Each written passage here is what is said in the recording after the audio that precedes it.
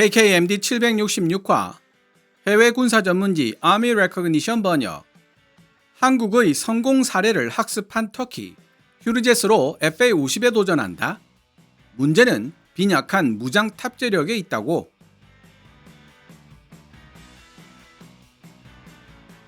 해외 군사 전문지 Army Recognition은 2024년 11월 13일 터키가 개발하고 있는 초음속 고등훈련기 휴르젯 CJ-2호기가 초도 비행에 성공했으며 A4 레이더를 수용할 수 있도록 레이돔을 확장하고 국내 기술로 개발한 단거리 공대공 미사일 보주도안을 장착할 수 있게 윙팁에 하드 포인트를 설치하는 등의 업그레이드 작업을 하고 있다고 보도했습니다.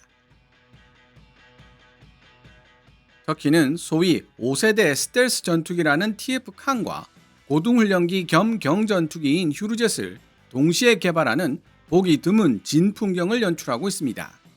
미국 같은 항공우주 강국이라면 그렇게 이상한 이야기가 아니겠지만 자력으로 처음 초음속 전투기를 만들어보는 나라가 훈련기와 5세대 스텔스 전투기를 동시에 개발한다면 이상하다라는 평가를 받기에 충분합니다.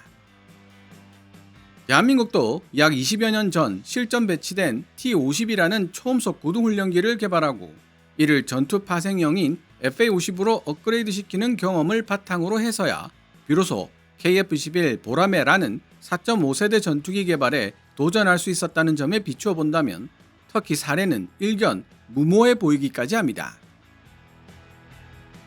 터키는 자국 고등훈련기 휴르젯을 FA-50처럼 훈련기 겸 경전투기로 파생시키고 이를 세계 시장에 내놓겠다는 목표를 세우고 있습니다. 벨기에에 본부를 두고 있는 군사 전문지 Army Recognition은 터키의 이러한 목표에 대해 별다른 부정적 코멘트를 하고 있지 않지만 제가 보기에는 위험 요소들이 다분한 목표입니다. 그럼 2024년 11월 13일에 Army Recognition이 게재한 기사를 번역해 본 뒤 제 생각을 간단하게 말씀드리도록 하겠습니다. 노란색으로 표시되는 기사 원문 중간에 자세한 설명이 필요한 부분은 하얀색 글자로 별도 표시해 두었으니 참고하시기 바랍니다.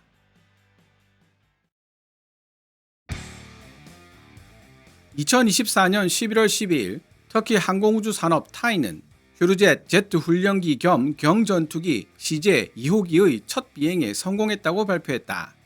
휴르젯 CJ-2호기는 더 커진 레이돔, 공대공 미사일용 윙팁 하드포인트, 공기 흡입구의 분할판을 포함한 여러가지 수정사항을 도입했는데 예를 들면 더 커진 레이돔 덕분에 휴르젯은 무라드 A4 레이더를 장착할 수 있고 이는 곧 레이더 탐색거리 향상으로 이어질 것이다. 26분간 비행한 휴르젯 CJ-2호기는 고도 1만 피트, 최고 속도 시속 370km에 도달했다.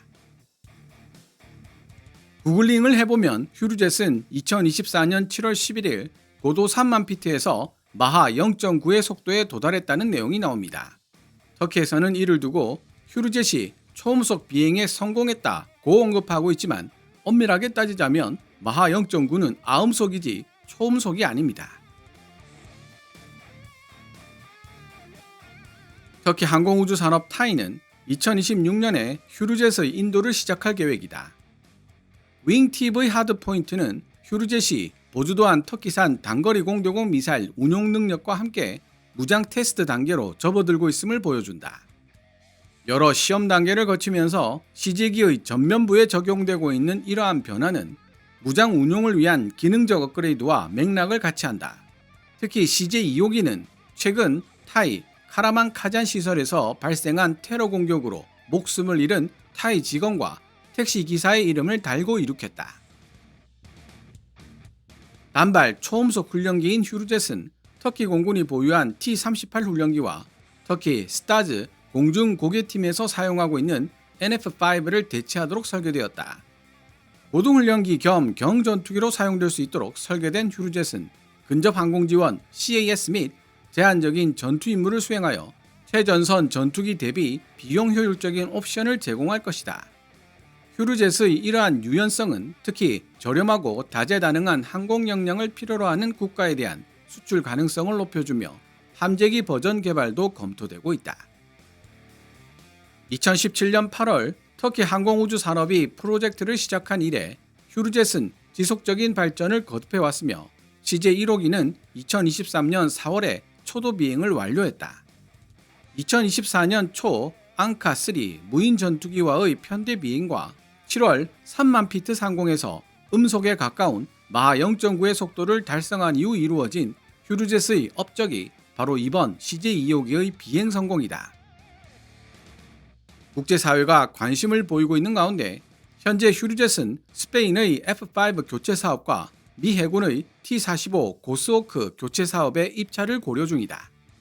보잉 T-7A 레드호크 및 카이 FA-50 같은 다른 제트 훈련기와 경쟁하고 있는 타이 휴르젯은 미 해군 요구 사양을 충족하기 위해 시에라 네바다 코퍼레이션과 협력하고 있다. 터키 항공우주 산업은 휴르젯의 개발 및 수출 잠재력을 지원하는 데 필요한 협력 관계를 모색해왔다. 2024년 7월 타이는 터키 국내에서 F404 엔진의 현지 조립 및 테스트를 지원하고 엔진 관련 유지 보수, 수리 및 오버홀 서비스를 받을 수 있도록 GE 에어로스페이스 및 TEI와 양해각서를 체결했다. 이번 협력의 목적은 터키가 국내에서 항공 엔진을 지원할 수 있는 역량을 확보하게 만들어 휴르젯의 운영 및 수출 준비를 강화하는 데 있다. 터키 휴르젯은 FA-50과 동일한 GE F404 엔진을 탑재하고 있습니다.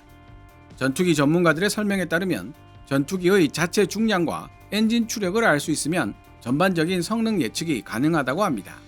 마치 자동차 전문가들이 자동차의 무게와 엔진 마력을 알 수 있으면 대략적인 퍼포먼스를 예상할 수 있는 것과 마찬가지란 뜻이죠.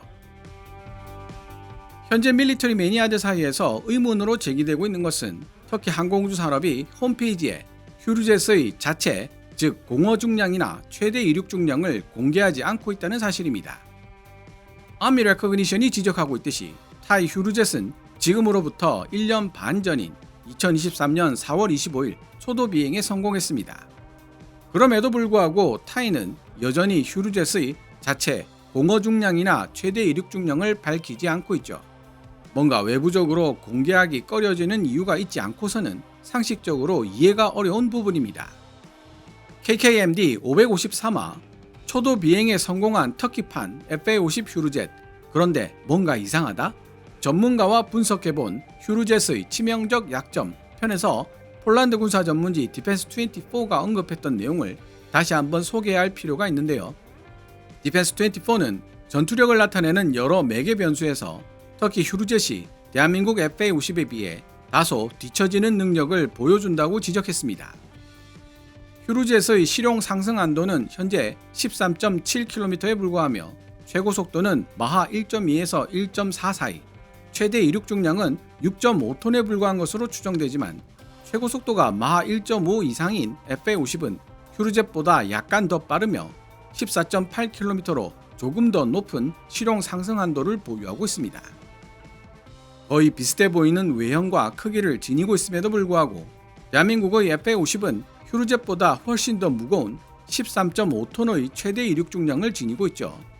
이는 터키 휴르젯을 경전투기용으로 파생시키는 경우 무장 탑재력이 심각하게 부족할 수 있다는 사실을 암시합니다. 현재 휴르젯에 대해 확실하게 알 수 있는 부분은 페이로드가 2.7톤에 불과하다는 사실입니다. 보통 전투기는 페이로드에서 파일럿 몸무게 및 내부 연료 무게를 제외하고 무장 탑재력을 산정합니다. 그래서 FA-50의 경우 페이로드는 5.4톤이지만 실제 무장 탑재력은 4.5톤 정도로 표시됩니다.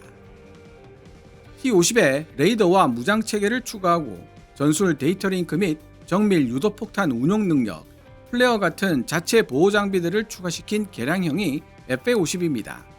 즉 고등훈련기 버전인 T-50보다 경전투기 버전인 FA-50은 자체 공허 중량이 증가할 수밖에 없고 반대로 페이로드는 그만큼 줄어들게 됩니다.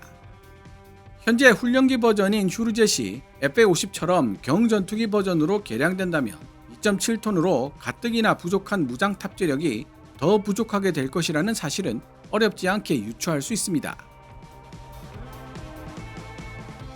국내 전투기 전문가에게 이 부분을 질문해 보았는데요. 역시 저와 같은 생각을 하고 있었습니다. 터키 항공우주 산업이 제시하고 있는 재원대로라면 휴르젯은 한국형 GPS 정밀 유도폭탄 KGGB 같은 중거리 공대지 무장도 제대로 탑재하기 어렵다는 것이었습니다. 파일럿 훈련용 고등훈련기라면 별다른 문제가 되지 않을 부분이지만 경전투기나 심지어 함재기로 파생될 기체라면 이런 낮은 무장 탑재력은 심각한 문제로 등장할 여지가 있습니다.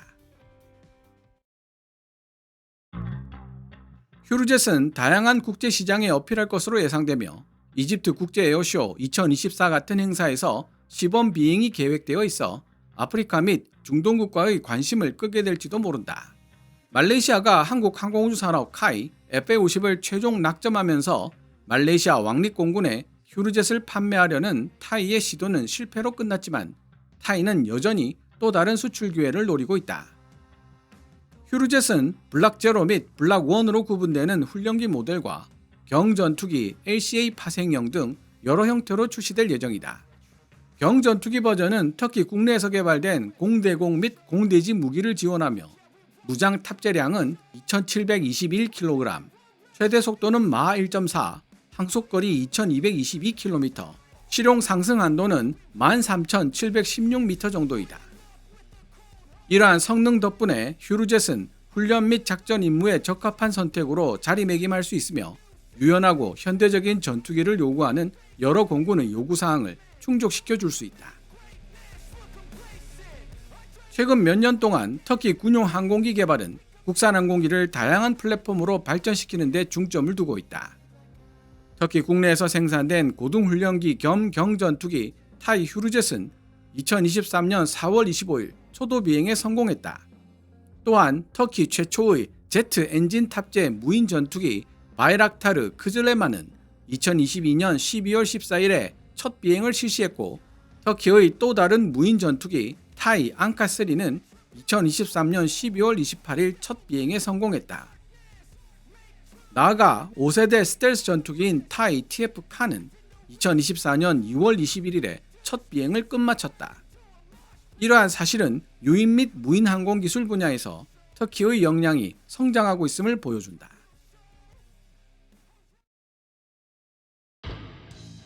지금까지 해외 군사 전문지 아미 레커그니션이 2024년 11월 13일에 게재한 기사를 번역해 보았습니다.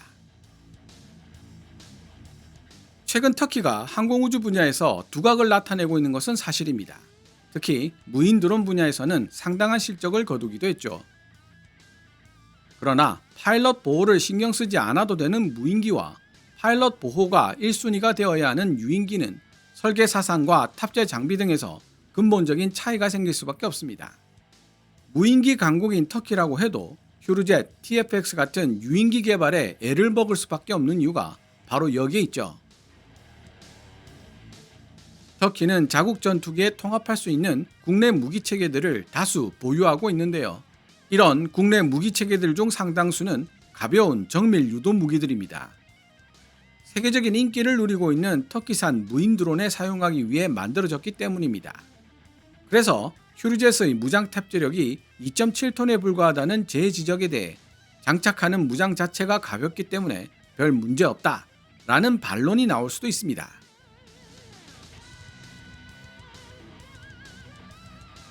이러한 반론은 100에서 150kg의 무게를 지니고 있는 단거리 공대공 미사일에는 어느 정도 타당한 이야기가 되겠지만 중장거리 공대공, 공대지 무장이 탑재 대상이 되면 문제가 발생합니다. 예를 들면 터키산 중거리 공대지 미사일 쏨만 해도 무게가 600kg은 가볍게 넘어갑니다.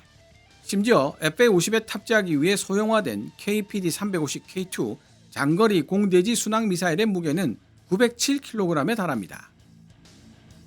여기에 전투기 내부에 실리는 연료 무게도 1톤에서 2톤 정도 된다는 사실을 생각해 본다면 2.7톤에 불과한 휴르젯의 페이로드가 얼마나 큰 문제가 될 것인지를 쉽게 알 수 있죠. 반면 페이로드가 아닌 무장 탑재력이 4.5톤인 FA50은 단거리 공대공 미사일 AIM-9X를 양쪽 윙팁에 장착하고도 쏨은 4발 이상, KPD-350K2도 2발 탑재가 가능합니다. 제가 인터뷰한 국내 전투기 전문가도 동일한 F404 엔진을 사용하고 있음에도 불구하고 FA50과 휴르젯의 페이로드가 2배 가까이 차이 난다는 점에서 휴르젯은 자체 공허 중량 저감 노력을 할 시간이 없었을 가능성이 높으며 향후 경전투기 사양으로 개량을 하더라도 장거리 공대지 무장 종류는 탑재가 어려울 가능성이 높다는 분석을 했습니다. 만약 터키 항공우주산업 타이가 공개한 페이로드가 사실이라면 아마도 F-50과 경쟁하기는 어려울 것이라는 분석과 함께요. 오늘 KKMD에서 준비한 내용은 여기까지입니다.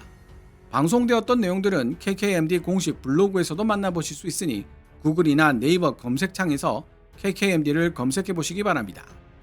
KKMD는 여러분들께서 챙겨봐 주시는 광고 수익으로 운영되고 있습니다만 영상 제작을 직접 지원하고 싶다면 농협 9481216701호로 후원해 주셔도 됩니다. 지금까지 시청해 주셔서 감사합니다. 케빈즈 밀리터리 채널 KKMD